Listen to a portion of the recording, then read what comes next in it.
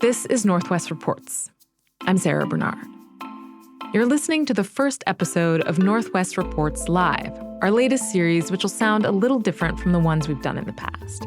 That's because all 4 of these conversations were recorded live at the Cascade PBS Ideas Festival on May 31st. Our guests have different careers and backgrounds, but they share one thing in common.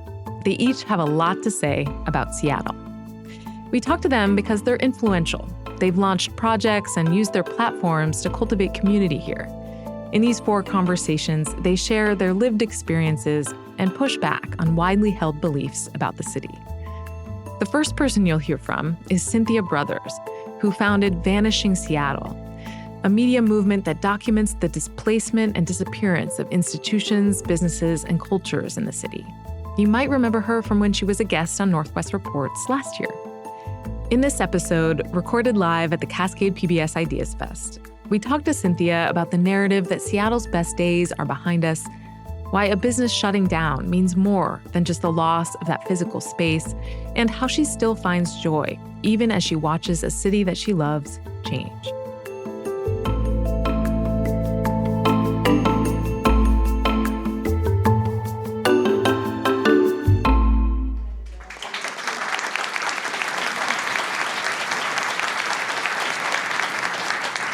So you and I talked last year, actually. I had Cynthia on Northwest Reports about a year ago.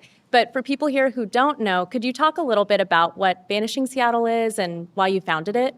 Yeah, so Vanishing Seattle is a project that documents and celebrates the displaced and disappearing places in Seattle. So they might be small businesses or local gathering spots. Also, celebrate some places that are still around. And I started it in 2016 as a social media project on Instagram and Facebook. And it kind of, snowballed since then and has branched out into documentary film series, live events, art exhibits, published my first book last year. So didn't have any idea that any of that would happen when I started it almost 10 years ago, but here we are. I wonder if you could tell the origin story really quick of that time in 2016 where you felt compelled to launch it. Yeah, so I have to credit the place that kind of pushed me to start the Vanishing Seattle account. I had been living in New York for a while and then moved back to Seattle and started to notice that a lot of places and small businesses were disappearing at this really rapidly accelerated rate. So kind of had, these ideas bouncing around in my head for a while. But the thing that I think finally pushed me to start the Vanishing Seattle account was a Filipino restaurant on North Beacon Hill called Inay's. And I had a friend that worked there as a server who's also a drag performer. Her name is Natasha Manila. She's still out performing in Seattle, yes. And because, there was gentrification happening in North Beacon Hill, the rent got raised, and the owner of Inay's, Uncle Ernie, announced that he was going to have to close. So I went for their final night, and it happened to be a Friday, and that was when Natasha Manila would do her epic, 3-hour-long one-woman drag show. And there was one point in the night, and it was just packed out with people. But Natasha got on top of a table, and she was performing to Effie's song from Dreamgirls, and I'm telling you, I'm not going. And just surrounded by her friends and family and followers from the Beacon Hill community, the Asian American community, the queer community, all packed together in this one space. And it was this really powerful, gorgeous, defiant moment. And I took some pictures and video, and I went home that night and just snatched up the Vanishing Seattle account and shared a video of her performance. And for me, I just had this urge to share with people this space, this moment that I felt was very kind of uniquely Seattle, and kind of raise the question, what happens to these communities? What happens to these spaces when they close? Where are we supposed to go after this? And is there something that we want to do about it? So I have to, shout out to Inay's and Uncle Ernie and Natasha Manila. Mm-hmm. The thing about Vanishing Seattle is I feel like even though this is a big project in the city right now, even if you didn't know anything about this project, I think if you've lived in Seattle any period of time, the name Vanishing Seattle would resonate because there has been so much change, even in the past decade alone. And but I understand that you grew up here, and yeah, we were wondering the Seattle that you knew as a child or a young adult. What was that Seattle like? What was that Seattle like to you? And how's it different, I guess? Yeah, and I wish in hindsight I had been paying more attention at the time because my memory is kind of fuzzy. But I mean, I feel really lucky. I mean, I feel like when I was, growing up in my teens and early 20s, it was like the time of the teen dance ordinance, just showing my age a bit. And I'd highly recommend for folks who want to learn more about that history. There's a great KOW podcast series called Let the Teens Dance. But although it was time of the TDO, there was still, I felt, this really rich ecosystem of things to do and get into. So, there was like rock candy for all ages shows. There was the old Redmond Firehouse, which is currently in a fight to try and save its space. There was a Velvet Elvis. There was, going to raves at NAF, which is going through a revival right now. So it was like there were a lot of different scenes, hip hop shows at the Paradox. And it felt kind of porous and really accessible. And there was just a lot going on that you could get into. And I don't think at the time I was fully cognizant of how impactful that would be. And I feel very lucky growing up in a city where I was able to have access to these different cultures and scenes and people. And I don't really know how, it feels like a kind of a special and a rare thing. So I'm, still to this day really, grateful for that exposure. Can you talk about how you've named a lot of businesses like Eneyes and some other ones? Can you talk a little bit about why or how losing a business means more than just the physical loss of that building? What does it mean when we see a business shut down? Yeah, I think, these places are more than just like transactions, like a place to get goods and services. It's, I think, where people really build relationships, build community, make meaning in their lives. And so they're almost like people. And so when these places go away, you can feel like the need to grieve and to mourn these places. And I think especially now, and coming out of the pandemic and in a time where there's, I think, a lot of really polarizing technology. It's like we need these places more than ever, I think, where we can come together, and especially places where there are people who are different along, socioeconomic class or race, gender, sexuality, age. And sometimes it feels like those spaces are a bit of an endangered species.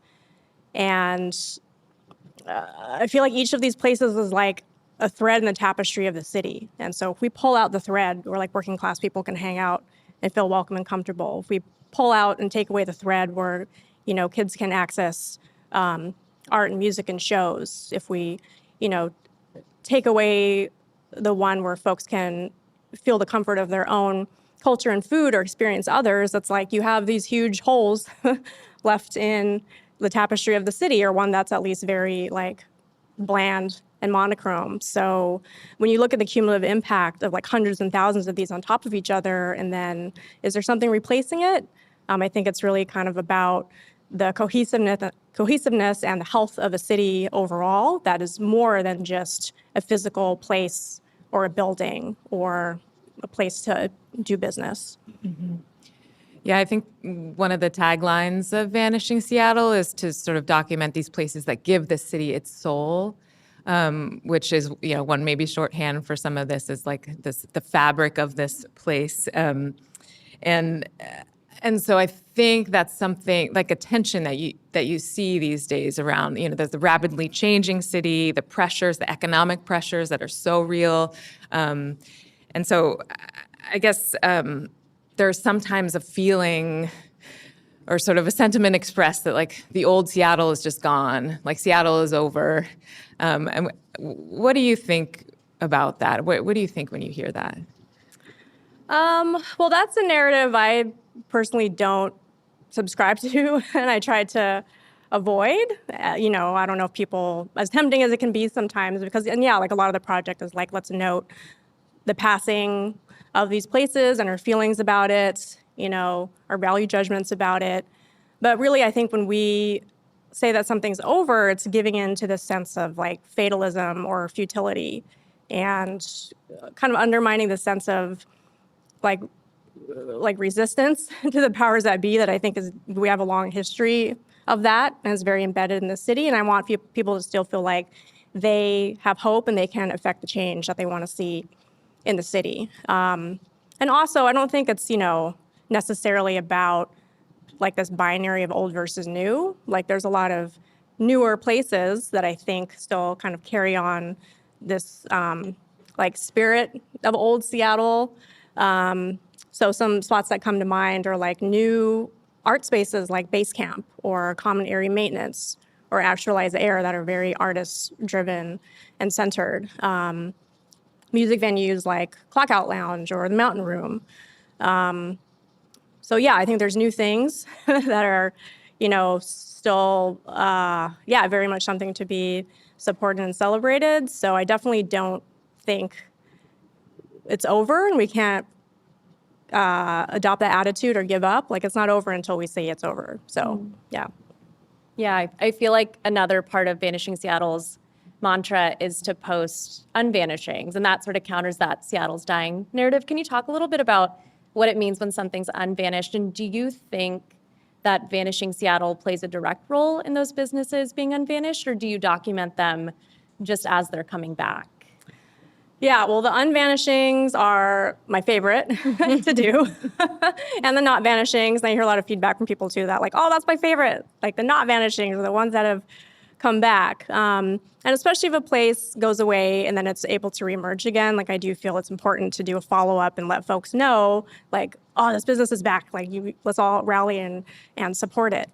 And yeah, there's a lot of different factors that go into that. Like, for example, Thai Siam, which is one of the oldest Thai restaurants in Ballard, been around for 38 years. So their building got sold, and they did have an offer of first refusal, but they didn't have enough money to buy it. And when the community heard about it, they like really showed out for Thai Siam and gave the owner this extra, I guess, shot in the arm. And the price dropped down, which I'm sure didn't hurt. And then decided that, okay, the community really wants us around. I have a lot of support. People are asking about GoFundMe, and was able to take out a loan and then buy the building to keep it in place permanently. So being able to share these examples of unvanishings or, community really coming together to save a place, I think is important just to show people that it's like, hey, at a time when it can feel like overwhelming closings, like there are examples of things that can be done. So yeah, that I feel like for Thai Siam, I don't know if I really had anything to do with that. It was just the community. But sometimes I think one of the most rewarding things for me to hear is there will be small business owners that reach out and say like, we need some help. Can you do a post? That's either we need support or do like a not vanishing, let people know that we're here and to, come visit us. And, if I go in there later and the business owner might be like, had people come in here that said that they learned about us or they saw your post. Like for me, that's one of the most rewarding things that hopefully I could use my platform to, make a small impact and, hopefully keep some of these places around longer that matter to folks. Speaking of, one of the places I also really love is the Clockout Lounge. You mentioned the Clockout Lounge, and I know that recently Vanishing Seattle participated in the Joke Tellers Union, which is a bi-weekly event there that I really love also. And, there are ways to talk about this conversation that are a little bit more sad or a little bit more hopeful, but Vanishing Seattle make you feel a little sad. And I was just curious, I didn't get to see that actual show, but I was curious if there was a way that you were able to inject some comedy into Vanishing Seattle. Yeah, like that's really important to me. I think just kind of the funny and like weird things about Seattle are kind of the things that inspire me and keeps me going. Like I don't want it to be like a bum out fest the whole time. And Clock Out Lounge, yeah, amazing place run by Jody Eklund, who's a longtime music industry veteran, used to book at Chop Suey. Yeah, does amazing stuff at that venue. And Joke Tellers is every second and fourth Wednesday. You should check it out. Run by local comedians Emmett Montgomery and Brett Hamill. But basically, so like a lot of the stuff that I do will be on social media, which sometimes can feel pretty limiting because there's like literally a caption limit. And there's a lot more that I want to say and share about these places. So I was doing a presentation at Joke Tellers where it was an opportunity for me to do a deeper dive. So I did like Sorry Charlie's, North Lake Tavern, Rebar at the last one, the old McDonald's on Fifth Ave North across from the Space Needle. If you know, you know, there's some wild stories from there. And yeah, so, you know, just share some images and history. And then something that I really love is kind of culling through the comments that people have left. And there are some wild, hilarious stories and memories that people leave about these places. So I get to kind of share that back with the audience. And some of it's poignant, but a lot of it is kind of just bizarre and funny. And I think that's also a part of this project is, you know, just kind of like celebrating that history. I think learning about or reflecting on these places can best be done through sharing, you know, through the stories and the words that people who were at these places, you know, have to say about it. So, you know, I want to still have some fun in the experience. So, yeah, that for me has been a rewarding other dimension of Vanishing Seattle. I feel like I learned so much about Vanishing Seattle just when I scroll your Instagram or when I'm looking at social media. And you've been here your whole life and you've grown up here, but I wonder if there's anything that you've learned about Seattle or any perspectives that have shifted for you just in the past 9 years since you've been doing the project, right? 2016? Yeah, I mean, so when I started it in 2016, I think I was feeling a little bit lonely or a little bit isolated because I was like, I don't know if sometimes I feel like I don't recognize the city anymore or I don't recognize like myself and my place in it. And does anybody else feel like this? Does anyone really care? It feels like everything's kind of happening around me and without me. And to my pleasant surprise, and I still feel this today, is that people really do care about the city. People really are engaged and they want to talk about these places. They want to talk about themselves in these places and the impact that it had on their lives. And I think people here, you know, really do like fight for what they care about. So, I mean, I think that's the thing. I mean, it can be a very kind of emotionally taxing project sometimes, but I love the fact that people will take the time to let me know what's going on in their neighborhood, share pictures, share stories, come up to me and talk to me at events about what these places mean to them. So yeah, I think we need to continue to have spaces to talk about this and process and like celebrate and, you know, to continue to do that together.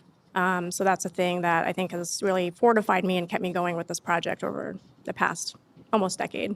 Yeah, almost decade. I guess one of our last questions here would be, how do we stop places from vanishing? Or is that even the goal of Vanishing Seattle? Yeah, that's like the billion-dollar question. If I had $1 billion, I'd just buy everything. No. Yeah, I mean, that one's a deep one because I think it's like, there's so many levels that it operates on, like macro, systemic, policy, and it can feel kind of overwhelming sometimes. And I think, you know, we need to be operating on all those things. If you want to organize, if you want to advocate, if you want to create art, that's dope. And also, I think the thing that we can do, just like in the everyday, is the choices that we can make with where we spend our time and our energy and our dollars. So it's like, you know, do we want to focus on hyperlocal? Do we want to support people of color and queer and women and family-owned businesses? Or do we want to, you know, get what's like, you know, cheapest and most convenience? And, you know, it might not always be like the easiest thing to go out and interact and you be like intentional about, you know, shopping local or talking to a stranger. But I personally feel that it's like the healthier option, like not just on a individual, but like a community and then a larger citywide level. I do really think that's going to be what like sustains and saves us, over the next few years. And sometimes I do joke that although it's called Vanishing Seattle, it's like my hope is that not as many places vanish, or the ones that really mean something to people in the city. And if it weren't for being pushed out by rent or high prices or all these other factors, they would still be here. It's like, places that people really miss and are still around. I hope that they do not vanish. So yes, I would love to be put out of a job eventually. So yeah. Great. Well, we are right out of time. So thank you so much, Cynthia. Yeah, thank you. This was fun. Appreciate it.